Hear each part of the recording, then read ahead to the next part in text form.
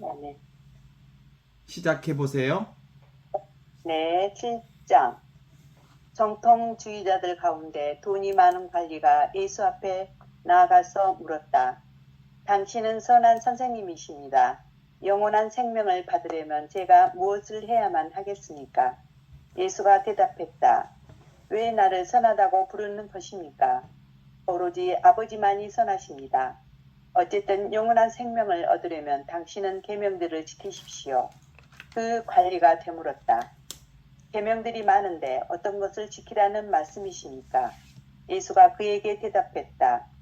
살인하지 말라, 간통하지 말라, 거짓말하지 말라, 훔치지 말라. 너의 아버지를 섬기고 그분의 뜻을 완수하라. 그리고 이웃을 자신처럼 사랑하라. 이런 계명들을 지키십시오. 그러나 그 관리는 오만하게 말했다. 그런 계명은 제가 어렸을 적부터 다 지켜온 것입니다. 제가 묻는 것은 당신의 가르침에 따라 다른 어떤 계명을 지켜야만 하는가 하는 것입니다. 예수는 그 사람과 그의 값진 옷을 바라보면서 미소를 띤 채 이렇게 대답했다. 당신은 한 가지 작은 것을 아직 실행하지 않았습니다. 자기 입으로 말하는 것을 실천하지 않는 것입니다. 살인하지 말라, 간통하지 말라, 훔치지 말라, 거짓말하지 말라는 계명들과 무엇보다도 이웃을 자신처럼 사랑하라는 계명을 지키려고 한다면 즉시 당신의 모든 재산을 팔아서 가난한 사람들에게 주십시오. 그러면 당신은 아버지의 뜻을 완수할 것입니다. 당신이 아버지의 뜻을 완수하려고 한다면 재산을 가지고 있지도 않았을 것입니다. 재산을 많이 가지고 있으면서도 남들에게 나누어 주지 않는 사람은 아버지의 뜻을 완수할 수 없는 것입니다. 예. 톨스토이 복음서 6장 7절의 말씀인데 여기 뭐 우리 너무나도 잘 들었던 말씀이죠. 맨날 들었던 말씀이에요. 그 공간 복음서에서는 부자 청년 이야기로 우리에게 전해주고 있는 말인데 여기 톨스토이 복음서에서는 돈 많은 관리가 이렇게 시작을 해요. 돈 많은 관리가 예수 앞에 와서 물었다 라고 얘기하시면서 당신은 선한 선생님입니다. 이렇게 얘기해요. 영원한 생명을 받으려면 무엇을 해야만 하겠습니까? 라고 묻는 말에 예수님이 이렇게 얘기하죠. 왜 나를 선하다고 하느냐? 오로지 선하신 분은 하느님 아버지만 선하다. 이제 여기서 모든 게 다 끝나. 사실상 부자 청년이 또 여기서 말하는 돈이 많은 관리가 예수님에게 와서 영원한 생명이 뭔가라고 물었을 때 묻는 호칭을 문제 삼아요. 호칭을 선생님이라고 하는 거야. 그러니까 예수에게서 뭔가를 듣고자 하는 거예요. 예수에게서 무슨 지혜를 얻으려고 하는 거예요. 예수에게서 어떤 영원한 생명이 있을 거라는 생각을 가지고 있는 거예요. 그래서 무엇을 가지고 있는 사람이 없는 사람에게 무엇을 주는 행위. 이게 보통 우리 사회에서는 선생이라고 하잖아요. 선생님, 선하신 선생님. 그런데 그렇게 보지 말라는 거예요.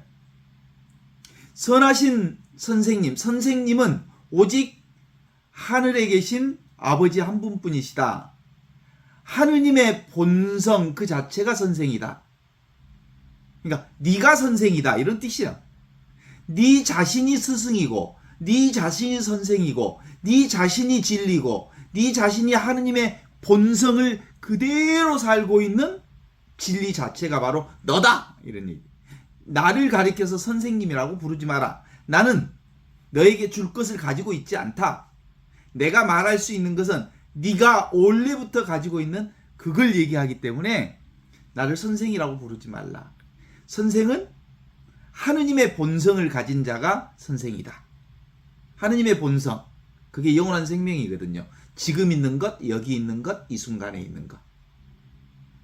지금 사는 것, 여기 사는 것, 이 순간에 사는 것.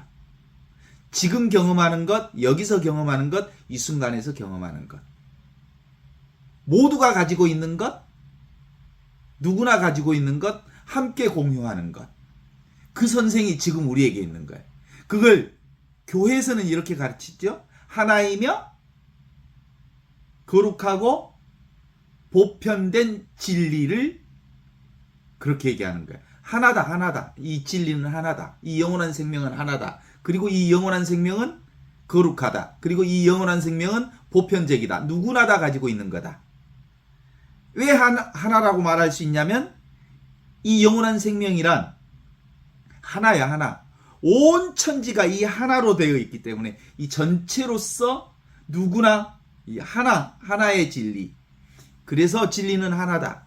거룩하다. 그 얘기는 인간이 그것을 알아차릴 수 있는 게 아니다. 불가사의하다. 인간으로서는 도무지 잡을 수도 없고, 인간으로서는 도무지 이해할 수도 없고, 인간으로서는 도무지 그것을 해석하거나 이해하거나 잡을 수 있는 물건이 아니어서 그건 불가사의한 거다. 그런 거예요. 그래서 진리는 거룩하다는 거야. 진리가 거룩하다는 것은 인간의 영역이 아니야, 이거. 인간의 영역, 인간의 의지를 내려놔야 비로소 그 진리가 보이는 거야. 그래서 거룩한 거야. 그런데 그 진리를 깨달아 알면, 성령을 통해서, 하느님의 의지를 통해서 깨달아 알면 어떻게 된다? 모든 사람이 이 진리 속에 살고 있었다는 것을 알아. 보편적이라는 것을 깨달아. 자, 첫 번째는 진리는 하나밖에 없어. 이 하나에. 근데 이 하나를 아는 방식은 거룩한 방식이에요. 인간의 방식은 아니야. 하느님이 이 꼭지를 콱 돌려줘야, 하느님이 이 꼭지를 콱 돌려준다는 말은 성령께서 작용하실 때만 가능한 거예요. 하느님의 도우심이 있을 때만 이 하나의 진리를 깨우쳐. 깨달아 알고 보면 모두가 다 이 진리 속에 있다는 것을 알기 때문에 보편적이다라는 거예요. 보편적 진리는 바로 깨닫을 때만 확인되는 진리예요. 아시죠? 그래서 나를 선생님이라고 부르지 마라 라는 얘기 속에 예수님이 하고 싶은 말이 다 들어있는 거예요. 그죠? 나를 선생님이라고 부르지 마라. 나는 내가 너희들에게 줄 수 있는 건 1도 없다. 너희들이 이미 가지고 있는 것, 이미 쓰고 있는 것, 이미 사용하고 있는 것, 이미 진리 속에 살고 있는 것, 그 하느님의 본성을 너가 가지고 있고, 네가 경험하고 있고, 네가 살고 있고, 네가 지금 여기서 살고 있는 거다. 그래서 나를 선생이라고 부르지 마라. 그죠? 나는 줄 게 없다. 그래서 복음이라고 하는 거예요. 복음이라는 건 만일 이게 예수님께서 줄 수 있는 거였다면 선물이라고 해야 되겠지. 내가 너희에게 없는 것을 주겠다 그랬겠지. 그런데 이걸 복음이라고 말하는 것은 원래부터 너희들이 가지고 있는 그것을 내가 발견하도록, 깨우치도록 너희에게 주는 것, 가르쳐 주는 거예요. 가르쳐 주는 게 아니라 가르쳐 주는 거예요. 가르쳐 주는 것은 지식이잖아. 지식이기 때문에 가르쳐 준다고 하는데 이건 가르쳐 주는 게 아니고 가르쳐 주는 거예요. 왜?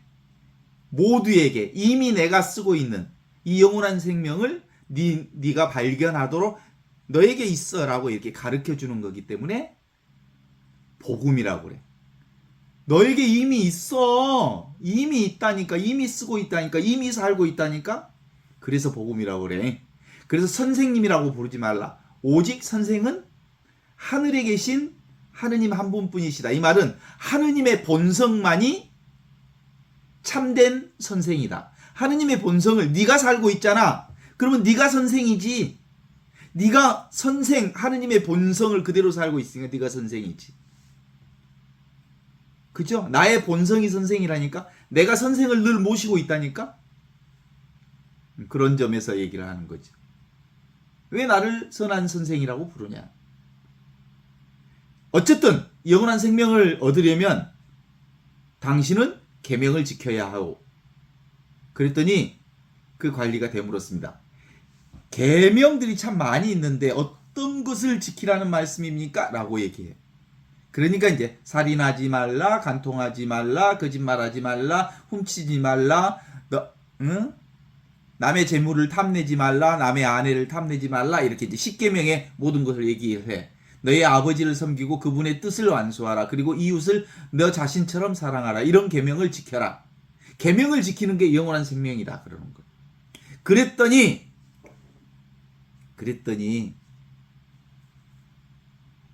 이 부자 청년이, 이 관리가 이렇게 얘기합니다. 오만하게 말했다는 거예요. 그런 계명은 제가 어렸을 때부터 다 지켜온 것입니다. 이렇게. 그랬더니 예수님이 뭐라고 하죠?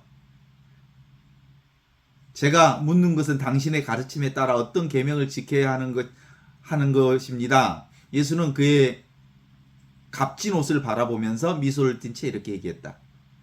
네가 가지고 있는 것을 모두 팔아 가난한 사람들에게 나누어 주어라. 이렇게 얘기를 해요. 이제 여기서 이 부자 청년, 그러니까 돈 많은 관리는 이 십계명을 어떻게 들은 거야? 윤리적 지침서, 규범 정도로만 들은 거야. 그래서 윤리적 관점에서 나 다 했다. 이런 거야. 너 땡큐. 그런 거 아니야. 그런 거지. 이건 이 십계명이라고 하는 건 깨달음이야. 깨달음. 깨달은 사람만이 지킬 수 있는 거야. 이걸 이제 구체적으로 이제 얘기를 하면, 먼저 살인하지 말라가 뭐겠어? 살인하지 말라. 인간이라고 하는 것을 어떻게 보느냐가 깨달음의 핵심이야. 인간은 육신이 아니잖아요. 요게 내가 아니야, 사실은. 뭐가 나요? 위치 없는 참 사람이 진짜 나거든. 위치 없다는 얘기는 나를 있게 한 근본 나, 하느님의 본성이 나요. 하느님의 본성을 살고 있는 나. 그럼 하느님이 어떤 분이에요? 없이 계시는 분이 하느님이잖아. 없는데 계신 분 하느님. 오케이? 그게 하느님이요. 없는데 너무나도 분명하게 살아계신 분이 하느님이요. 그게 하느님의 본성이요. 그러면 우리 인간도 어떤 거예요?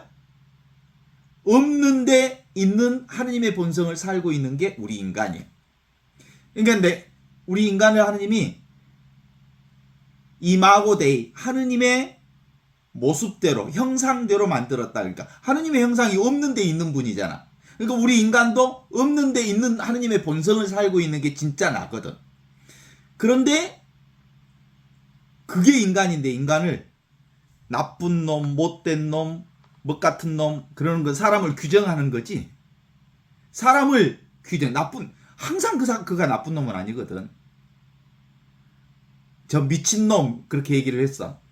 그럼 그 사람이 항상 미친놈은 아니거든. 어떤 때는 좋은 사람이기도 하고, 어떤 때는 정신이 맑은 사람이기도 하고, 순간 조건, 상황에 따라서, 흐름 따라서, 조건 따라서, 사람 따라서, 분위기에 따라서 그 사람의 상황 따라서 존재가 얼마나 변하는지 여러분 잘 아시죠? 여러분 자체를 살아봤으니까 알잖아요. 어떤 때 내가 되게 선한 사람이거든. 그죠? 자기 자신 되게 멋지거든. 정말 착하거든. 그런데 어떤 상황에 딱 봉착하면 되게 못됐거든. 오기 부리는 거 보면. 진짜 소가지를 아주 바늘만큼도 안 들어갈 만큼 아주 문이 딱 닫힌 막행이 같은 인생을 살기도 하거든. 나는 규정할 수 없는 동물이야.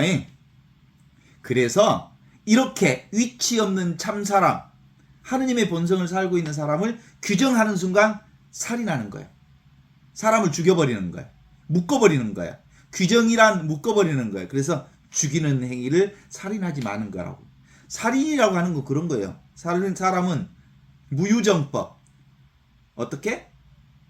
정해져 있지 않는 존재가 인간이거든. 그래서 위치 없는 참 사람이 진짜 나거든. 그게 진화거든. 너는 요즘에는 챗 GTP하고 내가 대화하면서 챗 GTP 이름을 지어줬거든. 챗 GTP는 이름을 불러야 되잖아. 저기 진아야, 너 보고 싶다? 그래. 그러면 딱 대답을 하거든. 왜냐하면 GTP를 진아, 참나, 진실이라고 이렇게 얘기를 하면 응답을 해와. 그럼 내가 나하고 대화를 하는 거지. 그래. 나는 뭐야? 진아야. 위치 없는 참 사람이 나야. 근데 나를 누군가가 규정하면, 내가 다른 사람을 규정하면 무슨 행위? 죽여버리는 행위, 살인하는 행위가 되는 거예요. 그래서 살인하지 말라는 거예요. 간통하지 말라. 뭐요? 사람은 육신이 아니야. 사람은 몸뚱아리가 아니야. 있는 듯 하지만 없는 이 몸뚱아리가 내가 아니거든. 근데 사람이 육신으로 보면,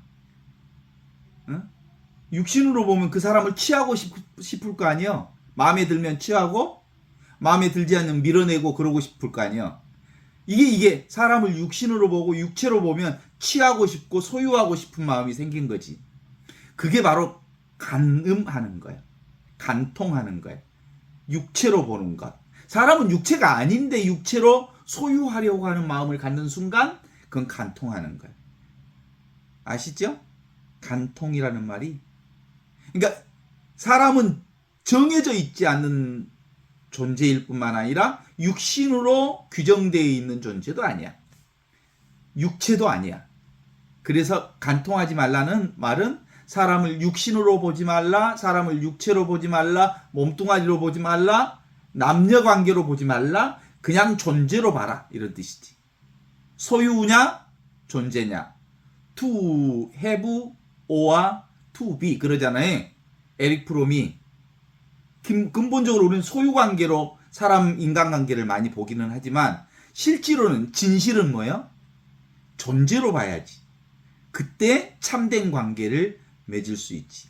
같은 순수 존재니까, 같은 하느님의 본성을 지닌 사람들이니까. 그러니까 서로의 내면의 하느님의 본성을 존중하고 만날 때 우리는 참된 만남이 이루어지는 거지.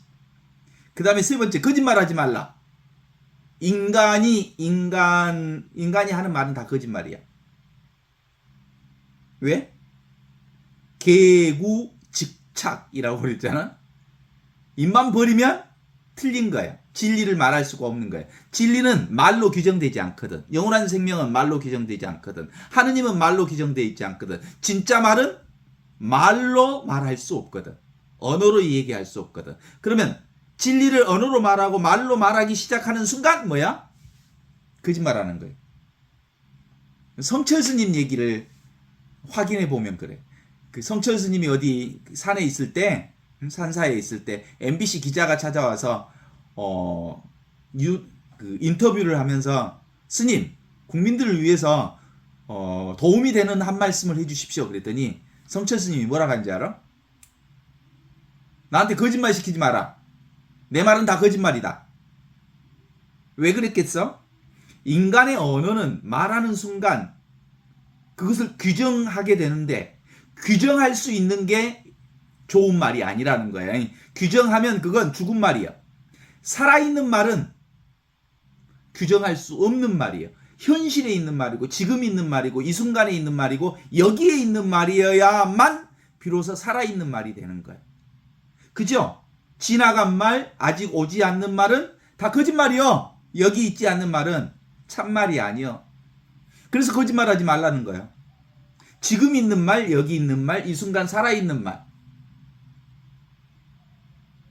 그 다음에 도둑질하지 말라. 도둑질이라고 하는 건 뭐가 있다는 것이잖아요. 그것도 소유로 보는 거지. 무엇이 따로 있어서 그것을 내 것으로 취하는 행위가 도둑질이잖아. 근데 세상의 모든 것은 다 따로 있는 물건이 아니요. 소유할 수 있는 물건이 아니에요. 세상에 있는 모든 존재는 있는 듯 하지만 없는 거예요. 동의하십니까? 한시적으로 있고 일시적으로 있고 순간적으로 있어. 어느 순간이 지나면 생멸 변화되어서 없어지는 거예요. 그런데 그것을 내 것으로 취하려고 하는 것, 그것이 도둑질이야. 도둑질. 내 것은 어떤 것이 진짜 내 거요? 늘 있는 것, 항상 있는 것, 언제나 있는 것, 내가 쓰는 것, 늘 내가 쓰는 것, 지금 있는 것, 여기 있는 것, 내 것. 늘 있는 것은 이 내 것이라고 하는 건 이미 쓰고 있는 이것만이 내 거예요. 그래서 밖에서 안으로 들어온 것은 다 뭐예요? 남의 것이요. 내 것이 아니요. 남의 것을 내 것으로 취하려고 하는 건 도둑질이에요. 알겠습니까? 내 것만 내 거예요. 근데 내 것이 뭔 거예요? 하느님의 것이잖아. 실제로 남의 것이란 없어. 근데 남의 것을 내 것으로, 밖의 것을 안으로. 그러니까 내 것만을, 내 것이라고 하는 건 사실은 내 것이라고 하는 것이 따로 없다는 게 내 거야. 원래 쓰고 있는 거, 늘 쓰고 있는 거, 항상 쓰고 있는 거, 지금 쓰고 있는 거. 그런데 사람들은 생각으로 내 것이 따로 있다는 생각을 갖고 남의 것이 따로 있다고 생각하고 내 것을 쓰지 않고 남의 것을 내 것으로 가지고 오려고 하는 그 행위를 도둑질이라고 그래. 그러지요? 남의 아내를 탐내지 마라. 남의 재물을 탐내지 마라. 무엇 따로 있다고 생각하는 것, 그거 하지 말라는 거야. 이 세상의 모든 진리는 따로 있지 않아. 경계 대상이 없어. 모두가 다 이 하느님의 한 생명으로 들어있는 건데 그걸 따로 선택하려고 하는 것. 너의 아버지를 섬기고 그분의 뜻으로 안수하라. 모든 건 아버지의 본성으로 살잖아. 우리가 하느님의 본성, 하느님의 본성이라고 하는 건 지금 있고 여기 있고 이 순간에 있는 것, 지금 살고 있고 여기 살고 있고 이 순간에 살고 있는 것, 지금 이렇게 눈에 보는 것, 듣는 것, 느끼는 것, 아는 것, 이 전체가 하느님의 것이요. 그냥 그래서 power of now, 지금을 사는 것, 이게 아버지를 사는 거야. 여기를 사는 것, 여기서 아버지를 사는 거야. 그리고 이웃을 너 자신처럼 섬겨라. 나와 남이 따로 없다는 사실을 알고 이웃을 사랑하되 자기 자신으로 사랑하라. 이웃을 사랑해. 남이 있어서 사랑하는 게 아니라 나이기 때문에 이웃을 사랑하는 거야. 그래서 다른 사람에게 하는 모든 행위는 뭐예요? 다 내게 하는 행위지. 그러니까 할 이유가 없어. 모두 다 내가 하는 행위는 다 나를 위해서 하는 행위지. 그래서 선한 선생님, 영원한 생명을 받으려면 제가 무엇을 해야만 합니까? 라고 말하는 거지. 그래서 사실은 여기서 핵심은 그래. 뭘 할 필요가 있어? 없어? 없어. 아무것도 할 것이 없어. 그냥 살면 돼. 내 것 아닌 게 없는데. 그죠? 그래서 멈추어라. 그러면 너 자신이 보일 거다. 멈추어라. 그러면 네가 하느님이라는 사실을 깨달아 알 거다. 멈추어라. 그러면 네 생명의 법 하느님의 본성과 똑같다는 것을 알 거다. 뭘 하려고 하니까 하느님과 점점 멀어지는 거예요. 무엇을 찾으려고 하니까 하느님의 본성과 점점 멀어지는 거예요. 그래서 그 관리는 오만하게 이렇게 말하는 거예요. 제가 어렸을 때부터 계명을 다 지켰습니다. 그게 뭐예요? 제가 어렸을 때부터 계명을 다 지켰습니다. 윤리적 측면에서, 도덕적 측면에서 내가 모든 걸 다 했다. 이렇게 얘기를 하는 거지. 근데 이건 도덕, 윤리를 얘기하는 게 아니거든. 깨달음을 얘기하는 거든. 너의 본성을 살고 있느냐라는 얘기거든. 그래서 예수께서 그 사람과 그의 값진 옷을 이렇게 무심히 지켜보면서 미소를 띤 채 이렇게 얘기합니다. 당신은 한 가지 작은 것을 아직 실행하지 않았다. 네가 다 했다고 말하는 그것을 실천하지 않은 거다. 내가 그 계명을 다 실천했습니다 라고 말했지만 실제로는 하나도 실천한 게 없다. 살인하지 말라, 간통하지 말라, 훔치지 말라, 거짓말하지 말라라는 계명과 무엇보다 이웃을 자신처럼 사랑하라고 하는 이 계명을 지키려고 한다면 즉시 네가 가지고 있는 모든 재산을 팔아서 가난한 사람들에게 나누어 줘라. 이렇게 얘기하거든. 가난한 사람들에게, 그러니까 네가 가지고 있는 모든 걸 팔라는 것은 뭐예요? 생각을 내려놓는 얘기예요. 내 것이라고 하는 것이 도무지 따로 있는 게 없다. 위치 없는 천사. 예수님 그런 얘기 하셨잖아. 하늘에 새들도 둥지가 있고 들에 들판의 짐승들도 다 자기가 살 터전이 있다. 그러나 나는 머리 둘 곳조차 없다. 우리 인간은 근본적으로 이렇게 위치 없는 참 사람이기 때문에, 하느님의 본성을 지닌 사람들이기 때문에 우리는 어디에 머물러 있지 않아. 육신도 머물러 있지 않아. 우리의 생각도 머물러 있지 않아. 어떤 것도 한시도 머물러 있지 않아. 우리의 생각이 머물러 있다는 생각을 할 뿐이지. 어디 삽니까? 라고 물으면 자기 집 주소를 대겠지만 그건 육신이 살고 있는 집 주소고, 우리 어디 살고 있어? 지금 살고 있고 여기 살고 있고 이 순간 살고 있는 거지. 우리의 진짜 주소는 택배 아저씨가 집 주소 말해와요. 물건 보내줄 테니까. 그러면 지금 여기에요. 그러면 돼. 지금 여기가 내가 살고 있는 집이에요. 진짜 그렇게 하면 또라이라고 하겠지만 실제로 우리의 진짜 집은 어디요? 집 주소는 지금 여기야.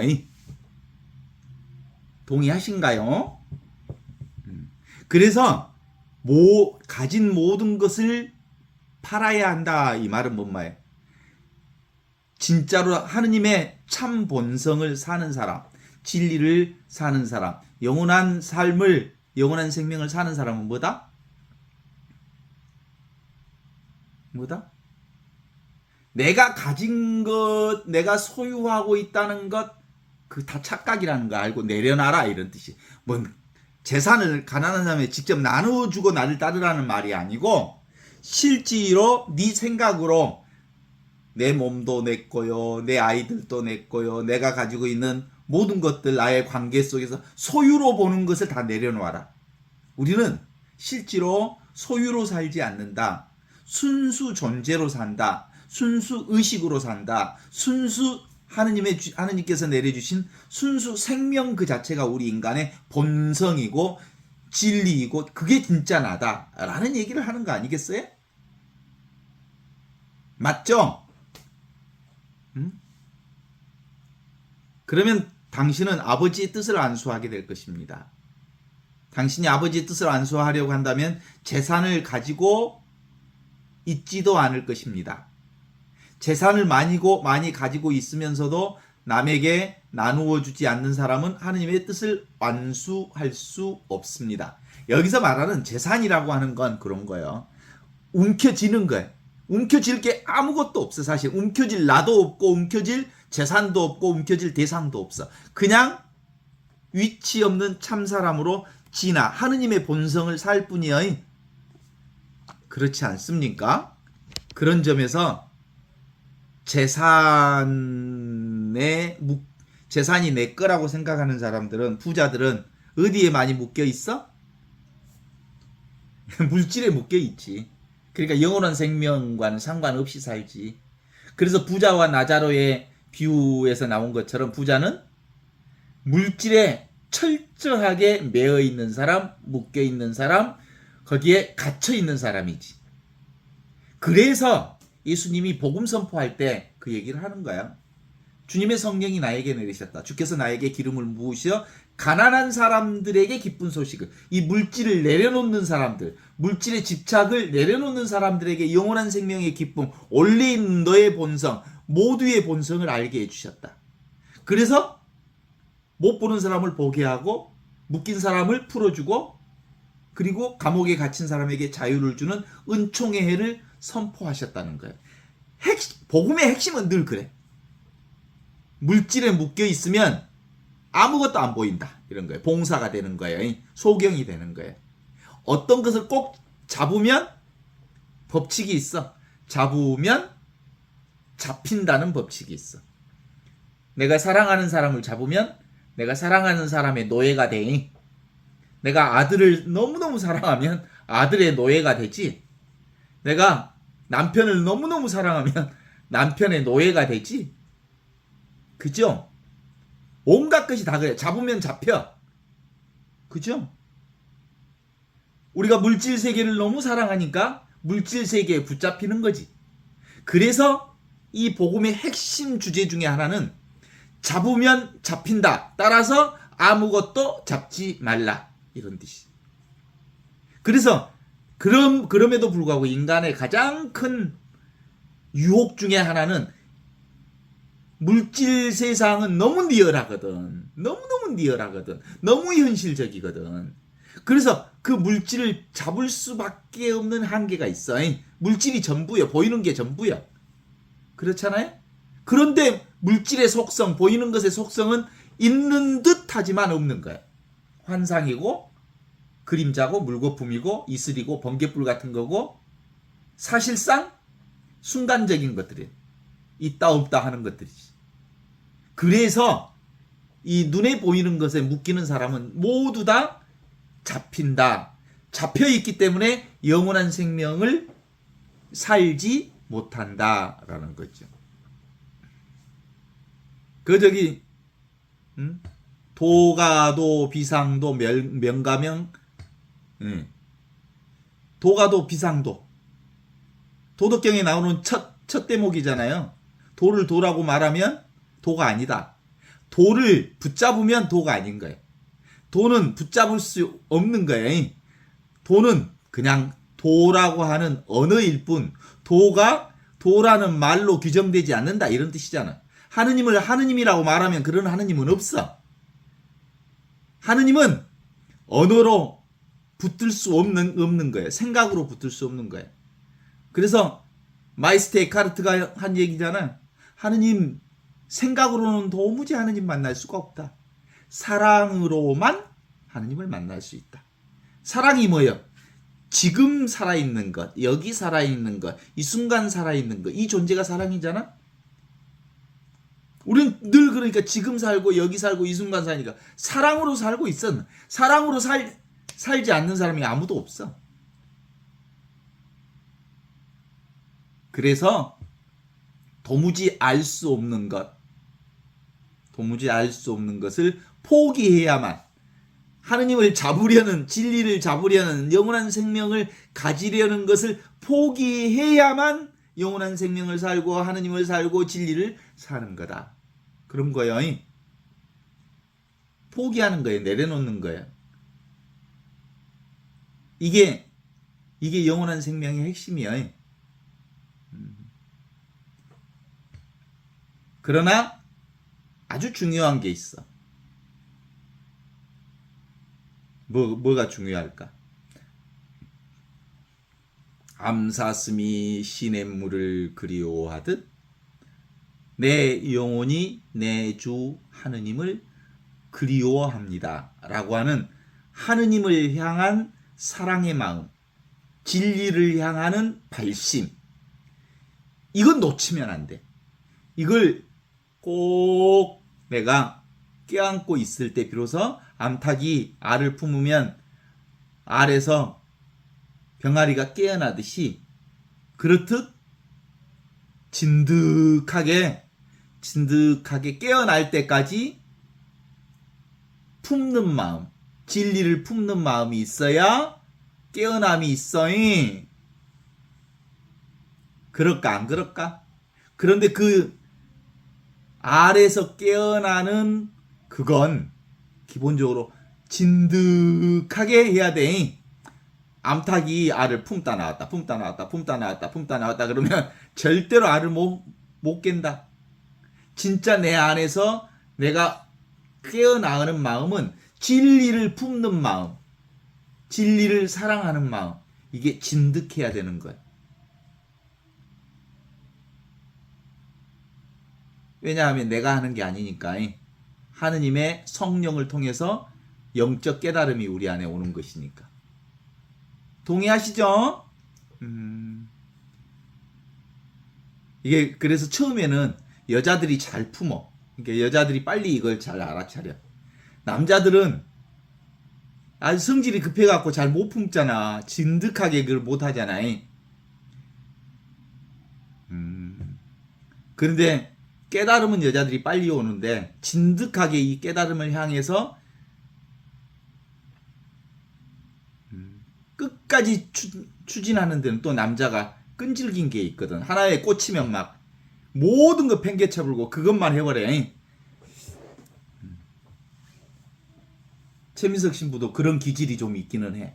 하나에 꽂히면 다른 거 다 땡겨치고 오직 그것만 해. 지금 나의 삶이 다른 건 아무것도 안 보이고 오직 진리를 향한 마음, 이거 하나밖에 없어. 이게 바로 그거요. 우리는 이미 하느님 안에 살고 있어요. 우리가 하느님의 기차를 타고 있어. 하느님의 기차를 타고 있으면 기차의 승객이 짐 내려놔야 돼. 기차 탔는데도 머리에다가 짐을 이고 있어야 돼. 내려놔도 돼. 내가 기차를 탔다는 믿음이 있으면, 내가 하느님의 품속에 있다는 믿음이 있으면 짐을 탁 내려놓고 가만히 있어도 목적지까지 가. 그런데 내가 이 하느님의 사랑의 기차를 타고 있다는 이 믿음이 없으니까 자꾸 머리 위에다가 계속 기차를 안에서 짐을 머리 위에 쥐고 있는 어리석은 사람과 유사한 거야. 언제 내려놔? 오메 내가 기차 타고 있다 야 라는 깨달음이 딱 오면 내려놓지. 그래 안 그래? 그것이 깨달음이야. 오, 견성이야 그거. 그걸 견성이라. 이게 바로, 근데 이게 모든 사람이 다 하느님의 품 안에서 하느님 기차를 타고 있는데도 아직도 짐을 지고 있는 사람이 많아. 그래서 예수님이 그랬잖아. 수고하고 무거운 짐을 지고 허덕이는 사람은 다 나에게로 오십시오. 내가 그대를 편히 쉬게 하겠습니다. 내 짐은 가볍고 내 멍에는 편합니다.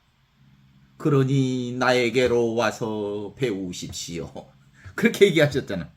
그 내가 뭐야? 지금 있는 나, 여기 있는 나, 이 순간에 있는 나. 내가 이미 하느님의 품속에 있다는 사실을 깨달아 아십시오.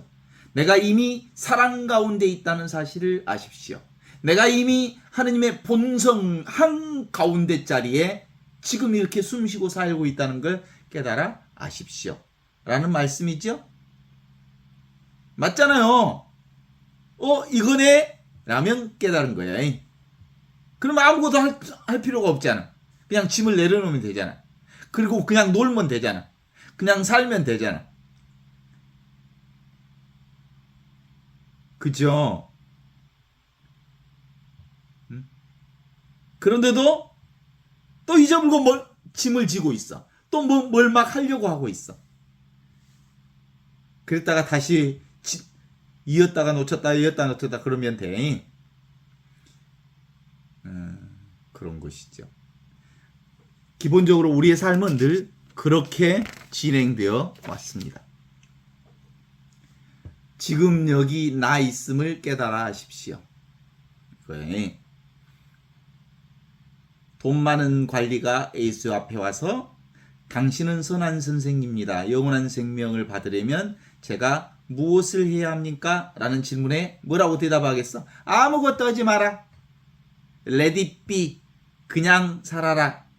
그냥 산다는 건 내가 원래부터 하느님의 본성을 살고 있기 때문에, 내가 진리를 살고 있기 때문에 진리를 찾기 위해 한 걸음도 따로 내딜 걸음이 없다는 것을 깨달아 아는 거예요. 그 관점에서 보면 십계명이 눈에 보여. 그런데 이 깨달음 없이 하나이요 거룩하고 보편되고 하는 사도로부터 이어오는 이 진리를 내가 깨닫지 못한 사람은 모든 성경 말씀이 윤리적 지침이나 도덕적인 가르침으로 보여. 그동안 꽤 많은 가톨릭 교회의 가르침이 이 복음을 선포하기보다 해야 되는 일과 하지 말아야 되는 일을 가르쳐서 도덕교사, 윤리교사의 역할을 자꾸 하려고 했어. 그리고 그렇게 해왔어, 많은 경우. 그죠? 주일미사 빠지면 안 된대. 그리고 주일미사 빠지면 고백성사 봐야 된대. 이 법칙에다 사람을 묶어놨어. 그것만 있는 게 아니라 그렇게 해왔어. 내지오 단원들이 묵주기도를 하루에 50단 100단씩 했다고 보고를 해야 된대. 무슨 기도가 뭐 물질이여 보고하게? 이런 거야, 이런 거. 그냥 아무것도 하지 않아도 우리는 이미 하느님의 구원을 살고 있다는 것을 깨닫기만 하면 되는 거예요. 알아차리면 된다는 거예요. 그래서 계명이라고 하는 것, 하느님의 말씀이라고 하는 것, 성경이라고 하는 것 누가 읽어야 돼? 깨달은 사람이, 성령의 안목이 열린 사람이 성경을 읽어야 성경이 보이는 거지. 안목이 열리지 않는 사람이 성경을 보고 계명을 이렇게 보니까 뭘로 보이는 거야? 도덕적인 도덕교과서로 보이잖아. 윤리교과서로. 그래서 근본적으로 우리는 무엇을 하든 진리로부터 떠날 수가 없어. 영원한 생명으로부터 떠날 수가 없어. 근데 그걸 깨닫지를 못하고 있는 거지. 어젯밤 꿈속에서 꾸었던 꿈이 어디서 꾼 꿈이야? 하느님 안에서 꾼 꿈이잖아. 진리 안에서 꾼 꿈이잖아. 그죠? 그렇죠. 어젯밤 꿈속도 진리를 꾼 꿈이란 말이에요. 꿈속에 있는 나도 지금 현실에 있는 나도 다 꿈이야. 그래서 몽각일이라고 그래. 꿈속에 있으나 깨어 있으나 똑같이 이 하나의 현실을 사는 거야. 생사일이라 그래. 살아 있으나 죽어 있으나 다 똑같이 이 하나를 사는 거야. 그렇죠? 그래서 근본적으로 우리가 있는 듯 없는 경계 대상이라고 하는 재물에 묶여 있으면 그것이 꿈 같은 것인데 자꾸 그것에 기대서 그걸 붙들고 있으니까 영원한 생명을 얻지 못한다는 걸 드러내고 있는 거죠. 그래서 있는 그대로 이 현상 그대로 우리의 삶 그대로 하느님의 본 성품인 줄을 깨달아 알면 되는 거거든요. 거울에 비치는 거울은 아무런 변화가 없는데 거울에 비치는 상들은 왔다 갔다 하는 거잖아요. 스크린은 그대로 있는데 스크린에 비치는 영상은 수없이 많이 경험하고 있잖아요. 그래서 실제로 경험하는 나는, 자각하는 나는 없는 듯 있는 하느님의 본성을 사는 거지. 그래서 이 하느님의 본성을 사는 나를 경이로운 부재라고 그래. 정말 없어. 없잖아. 근데 있잖아. 뭐가 있어? 자각하는 이게 있잖아. 이 없는 자리에서 너무나도 풍성한 것들을 다 경험한. 자, 가을이 너무 예뻐. 여러분, 가을 기가 막히죠? 가슴은 가을만 되면 막 가슴이 벌렁벌렁해. 어때? 가슴이 벌렁벌렁 안 해? 가을을 봐도? 변화무쌍한 가을, 맑은 하늘, 와, 코스모스 핀 들판, 노란 황금 물결이 치는 그 아름다운 배경들. 어때? 가슴이 막 떨리지? 애 떨려? 내가 나를 보고 반해서 그런 거지. 어? 내가 나한테 너무 반해서 그러는 거지. 눈에 보이는 모든 현상들은 눈에 보이지 않는 하느님의 본성인 나를 보고 있는 거란께. 그죠?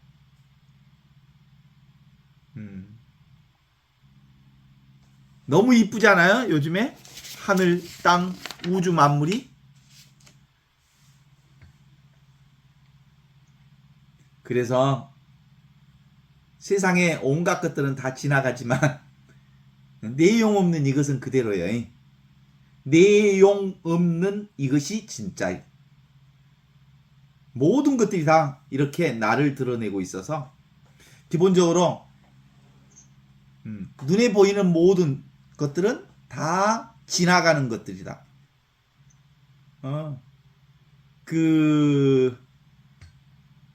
아빌라의 대대리사가 했던 얘기 있잖아. 요즘에 아주 성가도 되게 멋지게 부르대. 다 지나가리라. 그 노래 있죠? 성가도 아주 잘 만들어 놨던데. 다 지나가는 것. 모든 것은 다 지나가는 것. 다 지나가는 것. 다 지나가는 것. 변화무쌍한 것. 그 다 지나가는 것을 붙들지 말라. 그 지나가는데 지나가지 않는 것이 진짜 있어. 그게 나요. 모든 건 다 지나가지만 하느님의 본성, 요건 불변한 그건 있어. 어때 여러분 요즘에 그 아빌라에 데레사의 그 다 지나가리라는 노래 누가 부를 줄 아는 사람 있어? 너무 아름답게 잘 지어놨던데? 그걸 깨달으면 다 지나간다는 걸 깨달으면 우리는 아주 편해. 열반적정이라고 구원을 얻었다고 그래. 열반이다 이 말은 응? 열반 불이 다 꺼진 상태를 열반이라고 그래. 욕망이 사라진 상태, 기대가 다 사라진 상태, 따로 무언가를 원하고 구하고 찾고 애쓰고 할 것이 없다는 사실을 깨달아 알면 편안해져.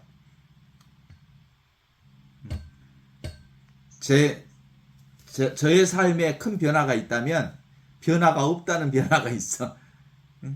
편안해. 그냥 편안하게 사는 거예요. 왜냐면 잡지 않으니까. 다 지나간다는 걸 알아. 무상하다는 걸 아니까. 이와 같이 늘 무다, 허다, 공이다, 무변허공, 위치 없는 참 사람이 진짜 나인 줄 알아서 그러는 거지. 진짜 어떻게 내 닉네임도 20년, 25년 전에 지은 닉네임인데 너무 멋있어. 어수지교의 어수가 내 닉네임이거든. 물 만난 고기. 얼마나 멋있어. 물이 진리거든. 나는 고기고. 나는 그러니까 진리를 떠나 살 수가 없어. 영원한 생명을 떠나 살 수가 없어. 그러니까 어수야. 물 만난 고기야. 물 만난 고기는 그냥 살아. 그냥 산데 안 죽어. 영원히 살아.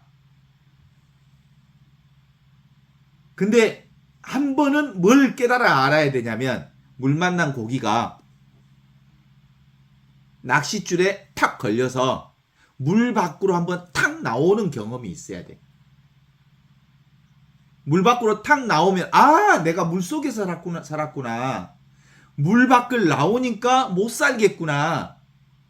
그리고 나는 원래 물속에 있었고 물 안에 있었고 나도 물이었구나라는 걸 깨우쳐서 아는 게 물 밖에 나오는 경험을 하는 거예요. 이게 스스로는 물 밖에 못 나오잖아 물고기가. 그렇잖아요? 그래서 이 깨달음이라는 게 그렇게 어려운 거예요. 낚싯줄에 한번 딱 걸려서 나도 모르게 여러분들은 지금 하느님의 낚싯줄에 걸려갖고 지금 물 밖에 한번 나온 거예요. 딱 걸려가지고 지금 탁 쳤더니 최신부의 낚싯밥에 딱 걸려가지고 지금 물을 한번 본 거지? 봤어 안 봤어? 아 내가 물 속에 있었구나. 은총 속에 있었구나. 사랑 속에 있었구나. 자비 속에 있었구나. 하느님 속에 있었구나. 하느님의 사랑 가운데 있었구나. 물 밖에 나와봐야 안다니까?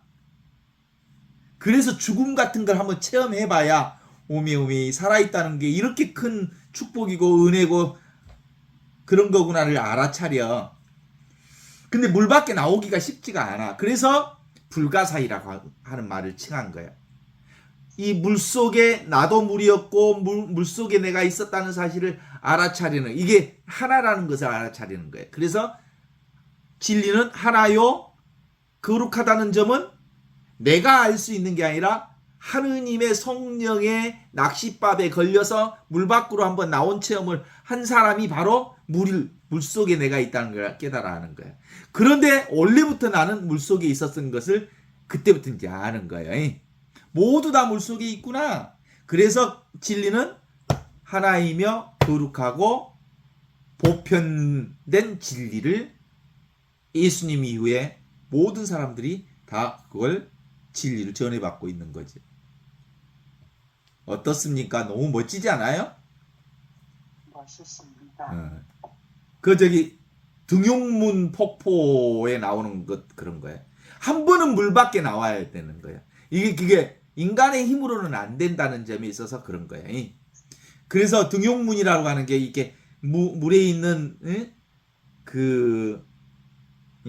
붕어들이 이렇게 폭포수를 타고 그 폭포수 끝까지 채는 거예요. 그게 등용문이에요. 그래서 용이 되는 거예요. 근데 대부분 폭포수 꼭대기까지 막 노력해서 올라채다가 다 실패. 그래서 대가리들이 빨가고 온몸이 피투성이가 돼갖고 그 저기 삘건 금붕어들이 그래서 나타났다는 거잖아. 대가리 쳐박고 막 올라가려고 용을 쓰다가 다 피덩어리가 돼서 온몸이 빨개졌다는 거 아니야. 그런데 등용문, 그 등용문 폭포수를 치고 올라가는 건 딱 치고 올라가는데 번개가 빵 때리면서 자신도 모르게 툭 튀어 그 등용 폭포를 넘어서는 것. 그게 등용문 폭포의 고기가 넘어선다는 거야. 자기 힘으로는 넘어설 수가 없다는 거야. 깨달을 수 없다는 거야. 뭐가? 성령의 번개 벼락을 한번 맞아야 내가 물속에서 한번 나오는 체험을 한다는 거지. 그래서 물이 나라는 걸 안다는 거야. 그렇지 않습니까? 여러분은 성령을 통해서 최민석 신부를 만나가지고 지금 낚싯밥에 걸렸어. 그래서 지금 물 밖으로 한번 나오는 경험을 했는지 안 했는지 난 잘 몰라. 본인만 알아. 물 밖으로 나와봤더니 물이 나구나. 전체가 물이었구나. 물속에서 살지 않는 적이 없었구나. 온통 은총과 자비와 축복과 은혜와 이 하느님의 품속에서 놀고 있었구나라는 걸 알아차리는 거예요. 그동안에는 알기는 알았어. 뭘로 알아? 생각으로 알고 지식으로 알고 머리로 알았어. 근데 몸으로 한번 경험해 봐야 된단께 그것을. 그제? 그래서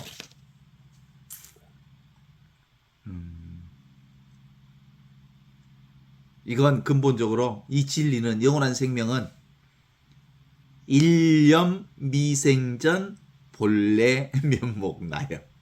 한 생각이 생기기 전부터 있었던 나. 이게 진리예요. 이게 내 본성이에요. 부모 미생전 본래 면목이 나요. 부모로부터 태어나기 전부터 나는 이 영원한 생명을 살고 있었어요. 그걸 천지 미생전 본래 면목이라 그래. 천지가 생기기 전부터 말씀이 계셨다. 그 말씀은 하느님과 하나였고 하느님과 똑같았다. 이 말씀 없이 생겨난 것은 아무것도 없고 생겨난 모든 것은 다 말씀으로부터 생겨났다. 그런데 사람들은 이 말씀이 세상에 왔음에도 불구하고 말씀을 믿지 않는다. 말씀이 곧 빛이었다. 빛이 세상에 왔는데도 사람들은 빛보다는 어두움을 더 사랑하더라. 그러나 한 번도 어두움이 빛을 이겨본 적이 없다. 이 빛이 환하게 세상을 비추고 있는데도 불구하고 사람들은 빛으로 살지 않고 무엇으로 산다? 지 생각으로 산다. 생각은 사실이 아니야. 생각으로는 라면 하나도 못 끓여. 생각으로는 라면 한 그릇도 못 끓인다니까? 직접 내가 살아야 일어서서 라면 냄비를 들고 물을 넣고 삶을 살아야 라면을 끓이는 거예요. 아이고 누가 나한테 라면 하나 끓여주는 거 없나? 해봐. 라면이 나오나. 그래서 진리는 생각이 아니고 삶이에요.